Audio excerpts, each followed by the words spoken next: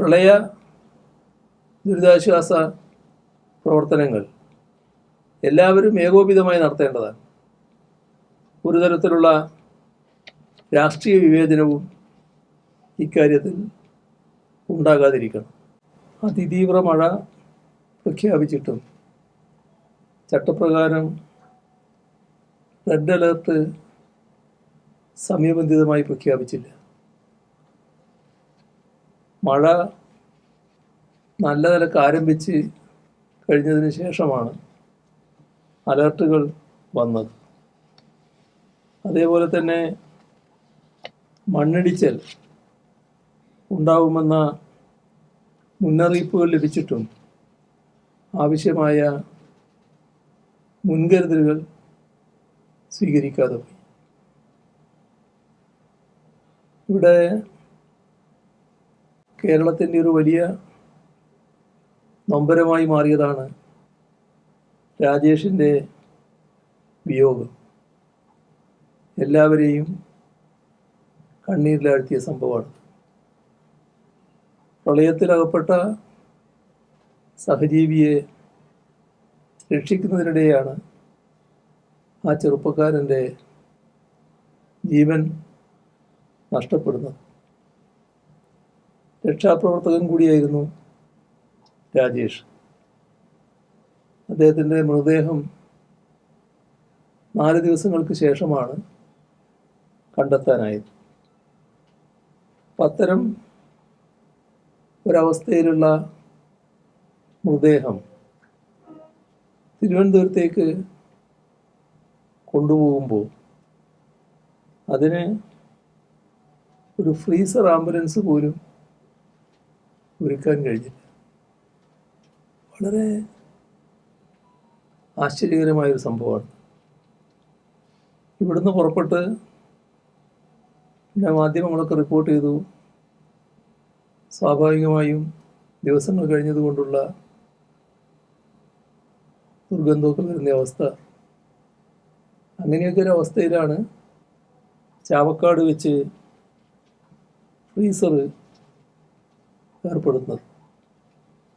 അപ്പോൾ ഇതൊരു വീഴ്ച മാത്രമല്ല, വലിയൊരു അനാദരവായിട്ട് തന്നെ കാണേണ്ട കാര്യമാണ്. മറ്റൊരാൾക്ക് വേണ്ടി, മറ്റുള്ളവരെ രക്ഷിക്കുന്നതിന് വേണ്ടി ഉള്ള ശ്രമത്തിൽ ജീവൻ നഷ്ടപ്പെട്ട പ്രവർത്തകൻ, ദുരന്തമുഖത്ത് സ്വയം സന്നദ്ധനായി വന്ന് കാര്യങ്ങൾ നിർവഹിക്കുന്നയാൾ, അദ്ദേഹത്തോട് കാണിക്കേണ്ട ആദരവ് ഉണ്ടായില്ല എന്ന് മാത്രമല്ല, വലിയ തോതിലുള്ള അനാദരവാണ് ഫലത്തിൽ കാണിച്ചത്. ജൂലൈ 31 അതിതീവ്ര മഴ ആരംഭിച്ചപ്പോൾ ആ ഒറ്റ രാത്രി കൊണ്ട് റാന്നിയിൽ വൻ വെള്ളപ്പൊക്കമാണ് ഉണ്ടായത്. വലിയ നാശനഷ്ടം അവിടെ ഉണ്ടാവുകയും ചെയ്തു. ഇതേ സമയം മൂഴിയാർ ഡാം മുന്നറിയിപ്പില്ലാതെ തുറന്നുവിട്ടു. അതും ഇതിന് കാരണമായി. അവിടുത്തെ വ്യാപാരികൾക്ക്, നാട്ടുകാർക്ക് വലിയ തോതിലുള്ള നഷ്ടമാണ് ഉണ്ടായത്. ഓണക്കാലമായതുകൊണ്ട് വ്യാപാരികളൊക്കെ സ്വാഭാവികമായും സാധാരണയിൽ കൂടുതൽ സാധനങ്ങൾ സ്റ്റോക്ക് ചെയ്യുന്ന സമയമാണ്. വൻപിച്ച നാശനഷ്ടമാണ് അവിടെ ഉണ്ടായത്. ഇതിനാവശ്യമായ നഷ്ടപരിഹാരം അടിയന്തരമായി നൽകുന്നതിനുള്ള നടപടികൾ സ്വീകരിക്കേണ്ടതായിട്ടുണ്ട്. വിവിധ ജില്ലകളിലെ സ്ഥിതി ഗുരുതരമായി തന്നെ തുടരുക. ആലപ്പുഴ, പത്തനംതിട്ട, ഇടുക്കി, കോട്ടയം ജില്ലകളിൽ പ്രളയസ്ഥിതിയാണ് ഉണ്ടായില്ല. അതിരൂക്ഷമായ സ്ഥിതിയാണ്. മഴക്ക് ശമനമില്ല. ഇത് മലയോര മേഖലകളിൽ വലിയ ആശങ്ക സൃഷ്ടിക്കുന്നു. കോട്ടയം ജില്ലയിലെ കിഴക്കൻ പ്രദേശങ്ങളായ പൂഞ്ഞാർ, മീനച്ചിൽ, ഈരാറ്റുപേട്ട മേഖലകളിൽ ഉരുൾപൊട്ടലും വെള്ളപ്പൊക്കവും വലിയ നാശനഷ്ടമാണ് ഉണ്ടാക്കിയത്. പൂഞ്ഞാർ തെക്കേക്കരയിൽ ഉരുൾപൊട്ടി ഉറങ്ങിക്കിടക്കുകയായിരുന്ന അമ്മയ്ക്കും മകനും റജീന ജോസഫിന് ജീവൻ നഷ്ടപ്പെട്ടത് അങ്ങേയറ്റം ദാരുണമാണ്. അയ്മനം, കുമരകം, ഏറ്റുമാനൂർ മേഖലകളിലായി 5000-ലധികം കർഷകർക്കാണ് നാശനഷ്ടങ്ങൾ ഉണ്ടായിട്ടുള്ളത്. കോട്ടയം ജില്ലയിൽ തന്നെ പറയുന്നത് 1086 ഹെക്ടർ കൃഷി നാശം വന്നിട്ടുണ്ടെന്നാണ്. വൻപിച്ച നഷ്ടമാണ് അവിടെ സംഭവിച്ചിരിക്കുന്നത്. 20 കോടിയോളം രൂപയുടെ നഷ്ടമുണ്ടാകുമെന്നാണ് പറയുന്നത്. പത്തനംതിട്ടയിൽ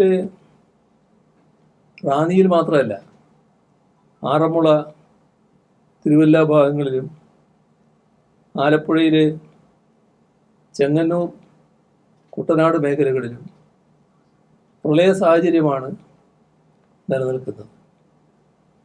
മണിമലയാർ, പമ്പ, അച്ചൻകോവിൽ നദികളിൽ വന്ന മഴവെള്ളമാണ് പ്രശ്നമായി മാറിയത്. ഇവിടുത്തെ വെള്ളം സുഗമമായി ഒഴിഞ്ഞു പോകുന്നതിന് തോട്ടപ്പള്ളിയിലെ പൊഴി മുറിച്ച് വെള്ളം ഒഴുക്കേണ്ടതുണ്ട്. കുട്ടനാട്ടിലെ വെള്ളക്കെട്ടിനും ഇത് മാത്രമാണ് പരിഹാരം. സമാനമായി കോട്ടയത്തിൻ്റെ പടിഞ്ഞാറൻ മേഖലകളായ കുമരകം, തിരുവാർപ്പ് തുടങ്ങിയ മേഖലകളെ വെള്ളപ്പൊക്കത്തിൽ നിന്നും രക്ഷിക്കാൻ തണ്ണീർമുക്കം ബണ്ടിൽ അടിഞ്ഞുകൂടിയ പായലും മാലിന്യങ്ങളും അടിയന്തരമായി നീക്കം ചെയ്ത് നീരൊഴുക്ക് സുഗമമാക്കണം. വെള്ളത്തിനൊഴുകി പോകാനുള്ള സൗകര്യമുണ്ടാക്കണം. നിർഭാഗ്യകരമായ അവസ്ഥ നമ്മൾ ഓർക്കേണ്ടത്, കഴിഞ്ഞ LDF സർക്കാർ ഈ അടിഞ്ഞുകൂടിയ മണലും ചെളിയും മാറ്റുന്നതിന് ഫലപ്രദമായ നടപടികൾ സ്വീകരിച്ചിരുന്നു. അപ്പോൾ അതിനെതിരായി കോടതിയിൽ പോകുന്ന സ്ഥിതിയായിരുന്നു അന്നത്തെ പ്രതിപക്ഷം UDFൻ്റെ ഭാഗത്തു നിന്നുണ്ടായത്. ഇതിൽ കാണേണ്ട ഒരു കാര്യം, ഇത്തരം കാര്യങ്ങളിൽ രാഷ്ട്രീയമോ വിവാദങ്ങളോ അല്ല വേണ്ടത്. കാലാവസ്ഥാ വ്യതിയാനം മൂലം അടിക്കടി ഉണ്ടാകുന്ന അതിതീവ്ര മഴ, ഇത് വലിയ തോതിൽ പ്രളയം തന്നെ ഉണ്ടാക്കുക. അപ്പോൾ അത് ശാശ്വതമായി തടയലാണ് പ്രധാനം. LDF സർക്കാർ ചില നടപടികൾക്ക് തുടക്കം കുറിച്ചിരുന്നു. ഈ നടപടികൾ 1-2 വർഷം കൊണ്ട് പൂർത്തിയാകുന്ന ഒന്നല്ല. സർക്കാർ സംവിധാനങ്ങളുടെ തുടർ പ്രവർത്തനം കൊണ്ടാണ് പൂർണ്ണതയിലേക്ക് എത്തിക്കാനും പരിഹാരം കാണാനും കഴിയുക. ഇതോടൊപ്പം തന്നെ തീരദേശ മേഖല കടുത്ത പ്രയാസങ്ങളിലൂടെയാണ് കടന്നു പോകുന്നത്. കടലിൽ പോയി കാണാതായ വിഴിഞ്ഞത്തെ ജോൺ, മുതലപ്പൊഴിയിലെ ഷിജിൻ, നീണ്ടകരയിലെ ഗൗതം ഒരാഴ്ച പിന്നിടുകയാണ്. ഇതേവരെ കണ്ടെത്താനായിട്ടില്ല. അവരുടെ കുടുംബങ്ങൾ തന്നെ പ്രത്യക്ഷ സമരപാത എടുത്തിരിക്കുകയാണ്. സമയബന്ധിതമായി ഹെലികോപ്റ്ററിൽ തെരച്ചിൽ നടത്തിയില്ല എന്ന ആക്ഷേപം ഉന്നയിക്കുന്നുണ്ട്.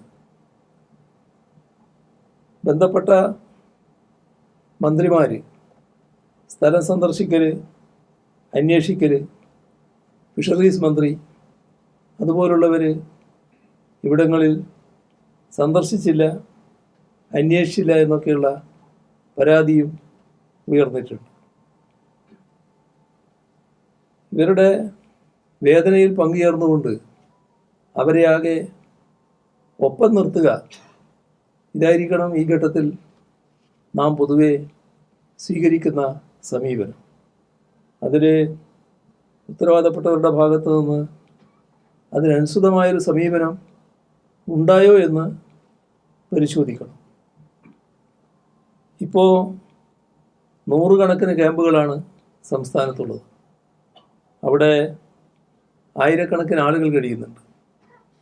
കോട്ടയം, പത്തനംതിട്ട ജില്ലകളിലായി ക്യാമ്പുകളിൽ 15,000-ലധികം ആളുകളുണ്ട്.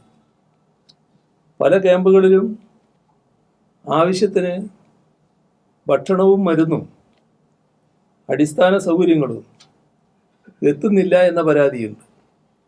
അപ്പോൾ സർക്കാർ അടിയന്തരമായി തന്നെ ഈ കാര്യങ്ങളിൽ ഇടപെടേണ്ടതായിട്ടുണ്ട്. ചങ്ങനാശ്ശേരിയിലെ ഒരു ക്യാമ്പിൽ സംഭവിച്ചൊരു കാര്യത്തെക്കുറിച്ച് അറിയുന്നത്, അവിടെ സ്ട്രോക്കിൻ്റെ ലക്ഷണങ്ങൾ കാണിച്ച ഒരു രോഗിയുണ്ടായി. ആ രോഗിക്ക് രാവിലെ മുതൽ വൈകുന്നേരം വരെ ആംബുലൻസ് സൗകര്യം ലഭ്യമാക്കാനായില്ല എന്നാണ്. ഇത് ഭരണ സംവിധാനങ്ങളുടെ ഭാഗത്ത് വരുന്ന വീഴ്ചയായിട്ട് മാത്രമേ കാണാൻ കഴിയൂ. കുമരകത്ത് ആംബുലൻസ് കിട്ടാത്ത കാരണം കൃത്യസമയത്ത് ആശുപത്രിയിൽ എത്തിക്കാൻ കഴിയാത്ത 2 പേർക്ക് ജീവൻ നഷ്ടപ്പെട്ടു എന്ന ആക്ഷേപവും ഉയർന്നിട്ടുണ്ട്. ഇവിടെ പ്രളയ ദുരിതാശ്വാസ പ്രവർത്തനങ്ങൾ എല്ലാവരും ഏകോപിതമായി നടത്തേണ്ടതാണ്. ഒരു തരത്തിലുള്ള രാഷ്ട്രീയ വിവേചനവും ഇക്കാര്യത്തിൽ ഉണ്ടാകാതിരിക്കണം.